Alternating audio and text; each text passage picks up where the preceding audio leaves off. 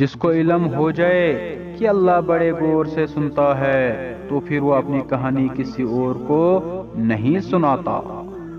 جس کو علم ہو جائے کہ اللہ بڑے غور سے سنتا ہے تو پھر وہ اپنی کہانی کسی اور کو نہیں سناتا۔ چار خوبیاں انسان کو باکمال بنا دیتی ہے: ٹھنڈا دماغ، میٹھی زبان، نرم دل اور چہرے پہ مسکراہٹ۔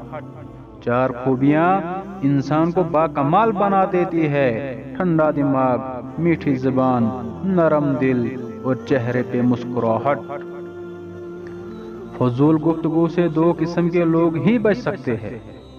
فضول گفتگو سے دو قسم کے لوگ ہی بچ سکتے ہیں: ایک جس میں علم کی کثرت ہو اور دوسرا جس میں ذکر کی کثرت ہو۔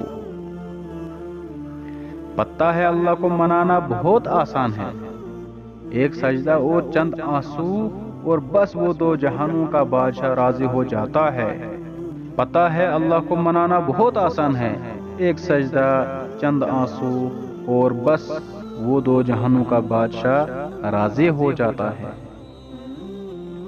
درخت سے گرنے والا کوئی پتا بھی ایسا نہیں جس کا اللہ کو علم نہ ہو۔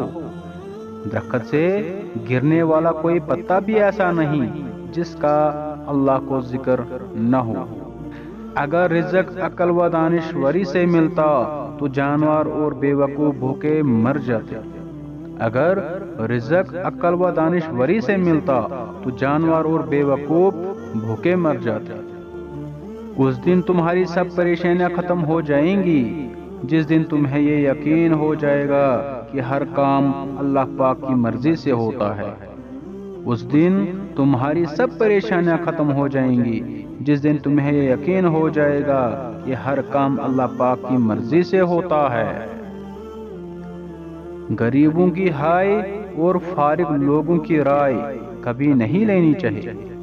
غریبوں کی ہائے اور فارغ لوگوں کی رائے کبھی نہیں لینی چاہیے۔